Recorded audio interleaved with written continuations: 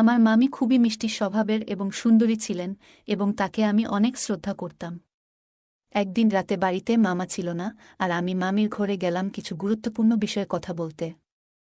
আমরা একসঙ্গে বসে গল্প করতে শুরু করলাম। তারপর মামি আমার খুব কাছে এসে বসলেন এবং কানে কানে কিছু বললেন। তারপর আমি কিছু বলার আগেই মামি আমাকে, একদিন বিকেলে হঠাৎ প্রচণ্ড ঝড় বৃষ্টি শুরু হয়েছিল। এমন সুন্দর আবহাওয়া দেখে আমার মন ভালো হয়ে গিয়েছিল। সেদিন বাড়িতে মামা ছিলেন না, শুধু আমি আর মামি ছিলাম। আমি ছাদের একপাশে বসে কফি খাচ্ছিলাম, আর বৃষ্টির মধুর শব্দ শুনে মনটা বেশ আনন্দিত হয়ে উঠল। ঠিক তখনই দেখলাম মামি বৃষ্টিতে দাঁড়িয়ে বৃষ্টির ফোঁটাগুলো উপভোগ করছেন। মামিকে বৃষ্টিতে মগ্ন দেখে মনে হচ্ছিল যেন প্রকৃতির সঙ্গে তার এক গভীর সম্পর্ক আছে। আমি ধীরে ধীরে নেমে এসে মামির পাশে দাঁড়ালাম, দেখলাম তিনি হাসিমুখে বৃষ্টির ফোঁটায় আনন্দে ভিজছেন। মামি আমাকে দেখে হেসে বললেন, কুনাল, আজকের এই আবহাওয়াটা সত্যিই দারুণ। বৃষ্টিতে ভিজতে আমার খুব ভালো লাগে। আমি মুচকি হেসে বললাম, হ্যাঁ মামি, প্রকৃতির এই রূপ সত্যিই মনোমুগ্ধকর। বৃষ্টি পড়ছিল, আর সেই বৃষ্টির ফোঁটাগুলো যেন চারপাশের পরিবেশকে সতেজ ও সজীব করে তুলেছিল। আমি বৃষ্টির মাঝে দাঁড়িয়ে তাকিয়েছিলাম তার দিকে। বললাম, বৃষ্টির মধ্যে তোমাকে দারুণ লাগছে। আমার কথা শুনে তিনি মৃদু হাসলেন এবং কিছুটা লজ্জা পেলেন। আমি আলতোভাবে তার হাত ধরলাম। আমাদের দুজনের হৃদস্পন্দন যেন ধীরে ধীরে বাড়ছিল, আর আশপাশের পরিবেশটা আরও রোমান্টিক হয়ে উঠছিল। আমি তার দিকে একটু এগিয়ে গিয়ে আরও কাছাকাছি দাঁড়ালাম। তাকে সম্মান সহকারে আলতোভাবে কোলে তুলে নিলাম এবং ধীরে ধীরে ঘরের দিকে নিয়ে এলাম। আর বললাম, বেশি বৃষ্টিতে ভিজলে ঠান্ডা লাগবে। বন্ধুরা, আজকের গল্পটা অনেক বেশি স্পেশাল, তাই সবাই রেডি হয়ে যাও। আর দয়া করে গল্পগুলো ভালো লাগলে ভিডিওটি লাইক, শেয়ার এবং চ্যানেলটি সাবস্ক্রাইব করো প্লিজ। আমি তখন সদ্য যৌবনের প্রান্তে পা রেখেছি, আর সেই বয়সে আমি দেখতে বেশ আকর্ষণীয় ও স্মার্ট ছিলাম। আমার ব্যক্তিত্ব দেখে অনেকেই প্রশংসা করত। গ্র্যাজুয়েশন শেষ করে যখন আমি বাড়ি ফিরলাম, মামি আমাকে আন্তরিকভাবে স্বাগত জানালেন। তার এই আন্তরিকতায় আমি মুগ্ধ হলাম এবং আমরা আরও ভালো বন্ধু হয়ে উঠলাম। আমি যখন বাইরে থাকতাম, মামির সঙ্গে মাঝে মাঝেই ফোনে আলাপ হতো। আমরা অনেকক্ষণ করে কথা বলতাম। আমরা একে অপরের খুব ভালো বন্ধু হয়ে উঠেছিলাম। কলেজে পড়ার সময় আমার বন্ধুরা প্রায় সময় মজার মজার হিন্দি রোমান্টিক সিনেমা দেখত। তাদের দেখে আমিও ভাবতাম, আমারও যদি এমন কিছু রোমাঞ্চকর মুহূর্ত থাকত। আমার খুব ইচ্ছে ছিল একজন কাছের বন্ধু বা সঙ্গী থাকলে, যার সঙ্গে আমি আমার মনের কথা সহজে ভাগাভাগি করতে পারতাম।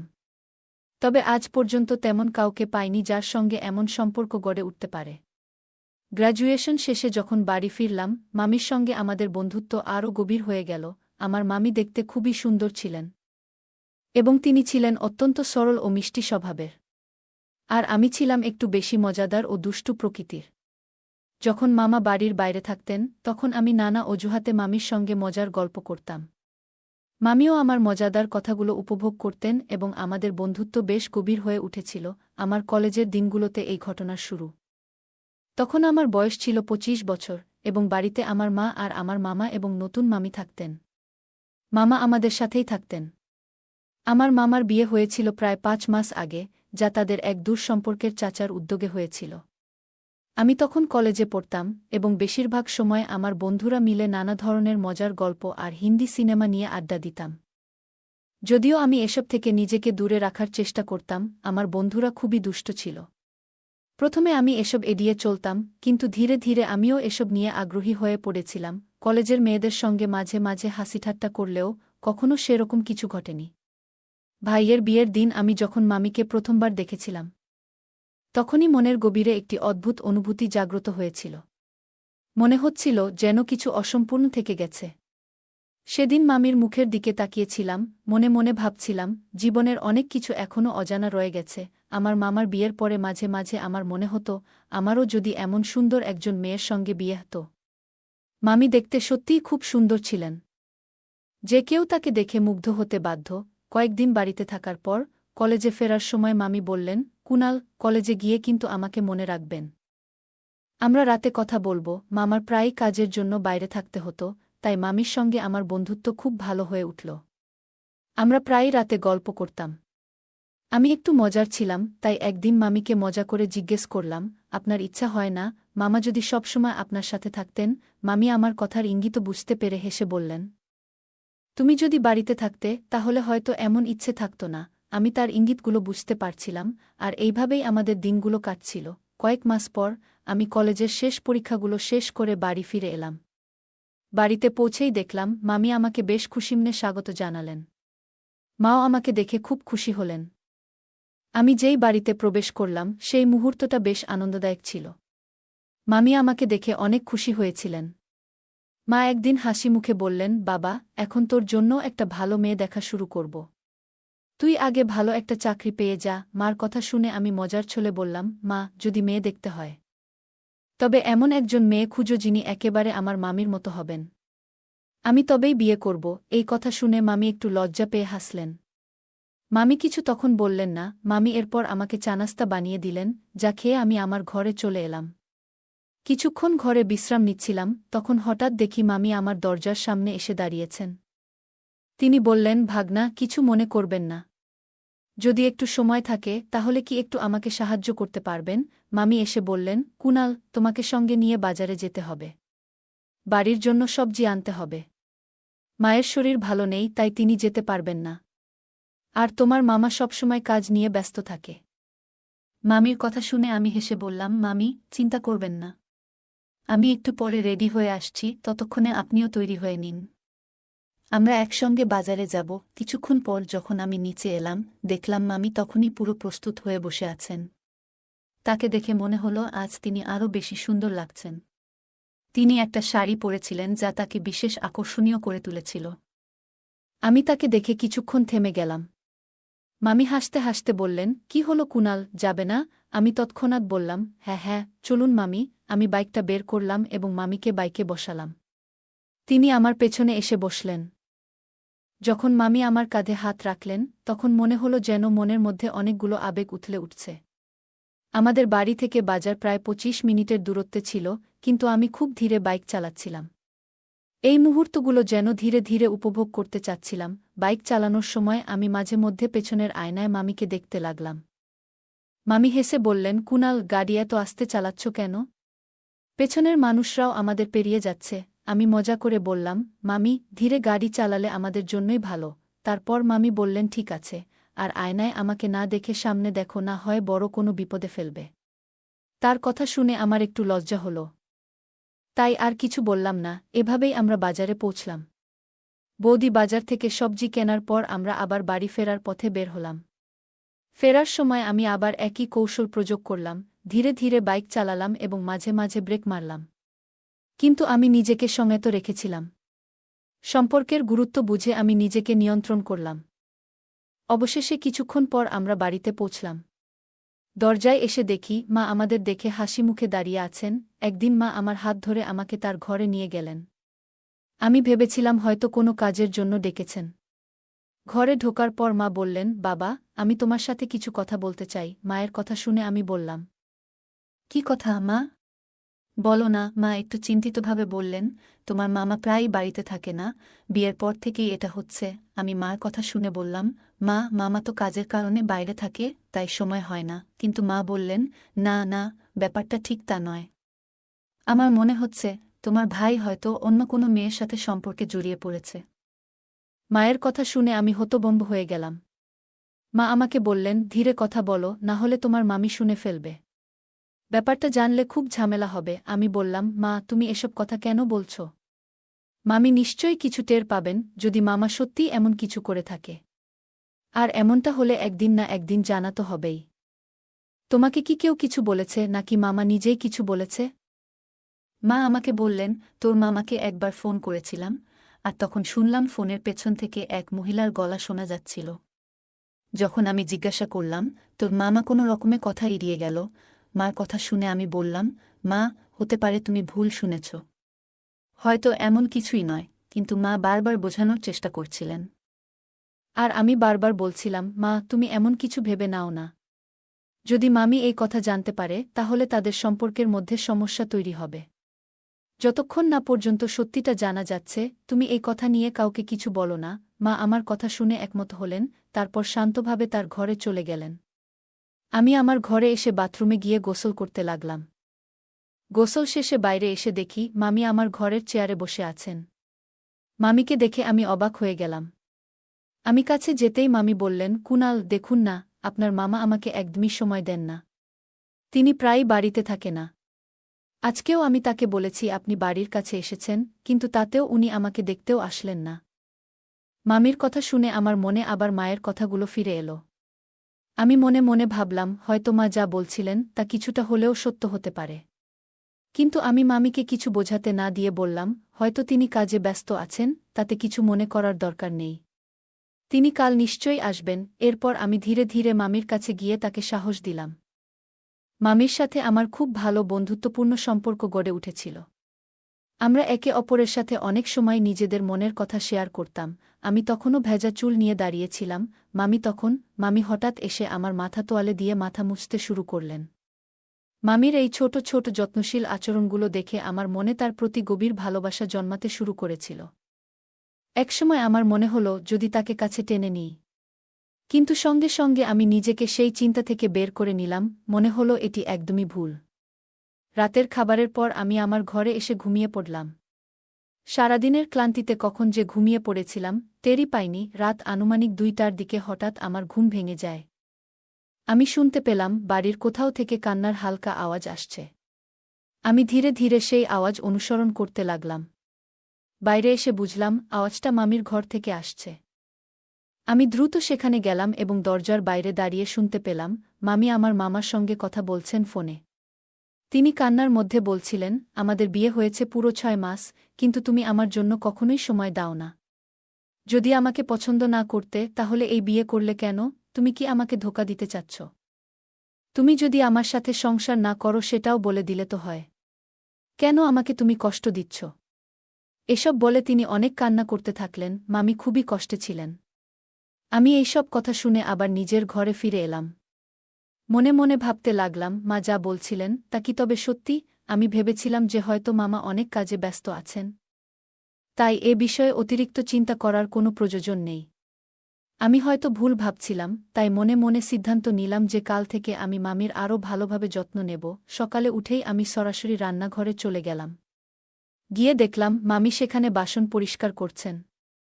আমি চুপচাপ পাশে দাঁড়িয়েছিলাম। আমাকে দেখে মামি হেসে বললেন, কুনাল, আপনি এখানে কি করছেন? আমি বললাম, মামি, আপনি একদম চিন্তা করবেন না। আপনার যদি কোনো কাজ থাকে তবে আমাকে বলুন।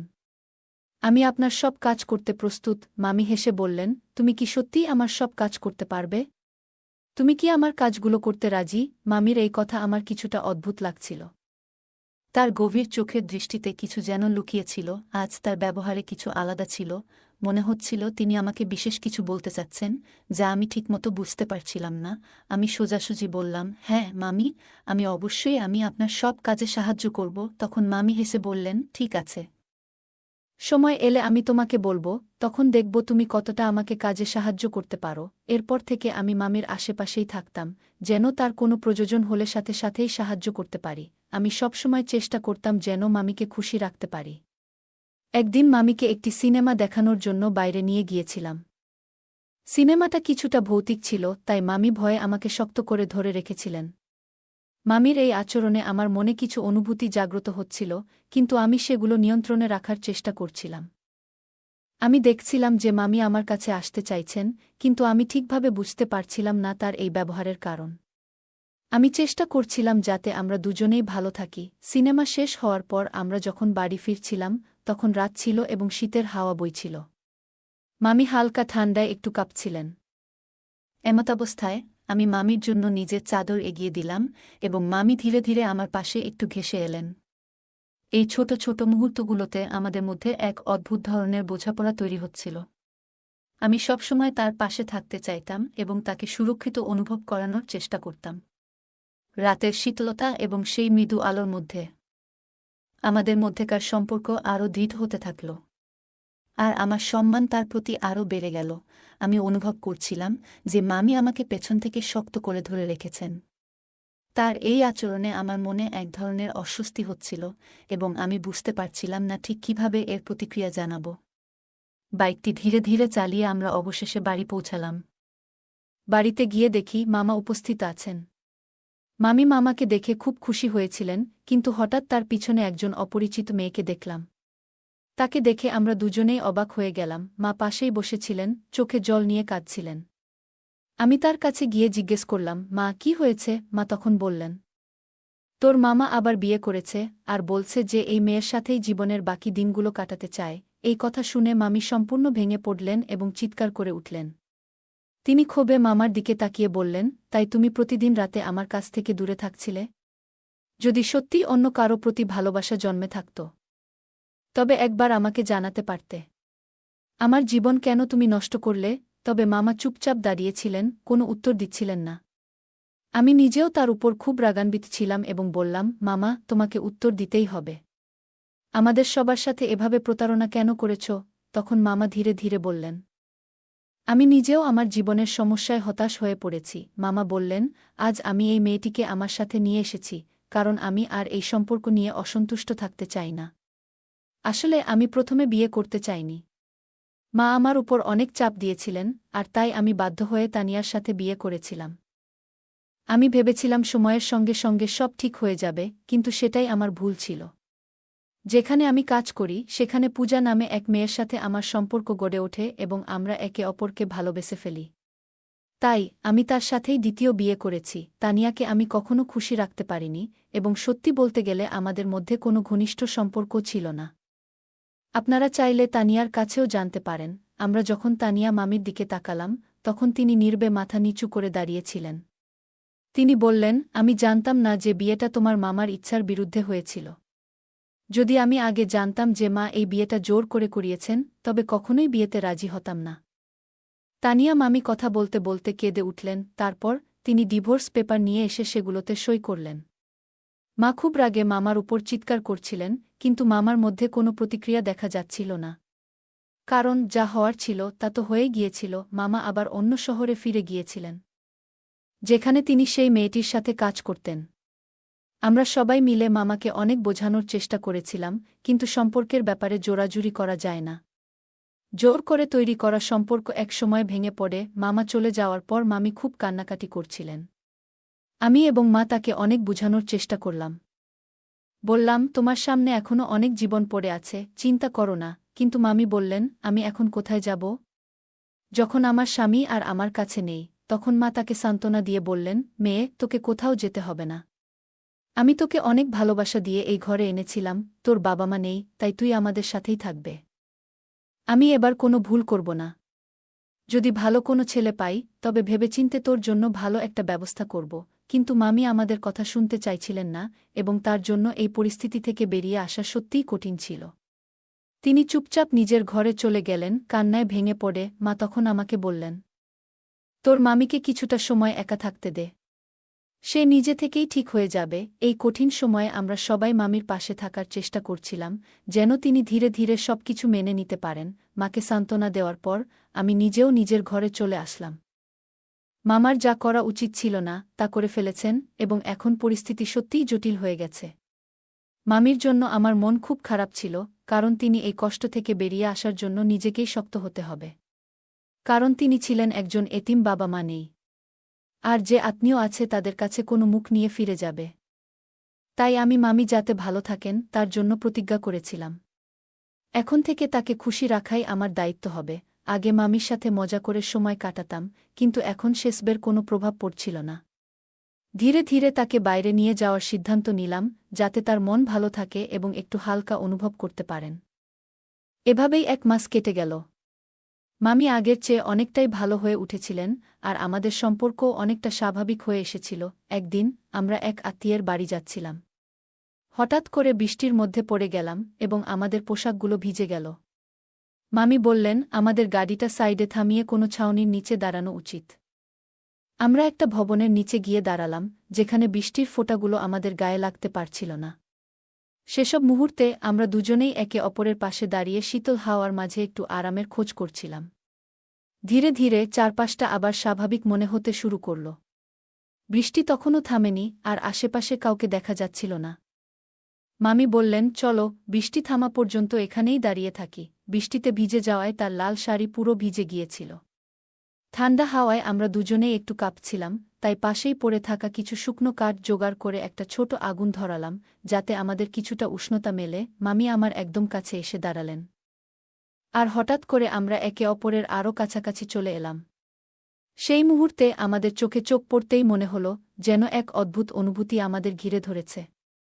ঠিক কী ঘটছিল সেটা বুঝে উঠতে পারছিলাম না। এমন অনুভূতি আগে কখনো হয়নি। আমি হঠাৎ মামির হাতটা আলতো করে ধরলাম, আর তিনি শুধু নীরব চোখে আমার দিকে তাকিয়ে রইলেন। আমি ধীরে ধীরে তার কানের কাছে গিয়ে কিছু বললাম, কিন্তু তিনি কিভাবে প্রতিক্রিয়া জানাবেন তা বোঝা যাচ্ছিল না। আমাদের মাঝে তখন এমন এক পরিবেশ তৈরি হয়েছিল যা আমাদের দুজনকেই কিছুটা অপ্রস্তুত করে দিয়েছিল। ঠিক তখনই বাইরে থেকে হঠাৎ একটা আওয়াজ শোনা গেল। আমরা দুজনেই চমকে উঠে দ্রুত চারপাশে তাকিয়ে বুঝতে চেষ্টা করলাম কি হচ্ছে। মামি আমাকে ধীরে বললেন, কুনাল, এটা ঠিক নয়, কিন্তু আমি তার কথার উত্তর না দিয়ে তাকে শান্ত করার চেষ্টা করলাম।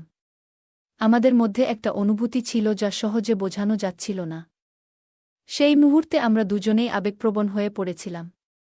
পরে মামি কান্নায় ভেঙে পড়লেন এবং আমার দিকে তাকিয়ে বললেন, এটা ঠিক হয়নি। আমি চুপ করে থাকব না, ঠিক করেছিলাম।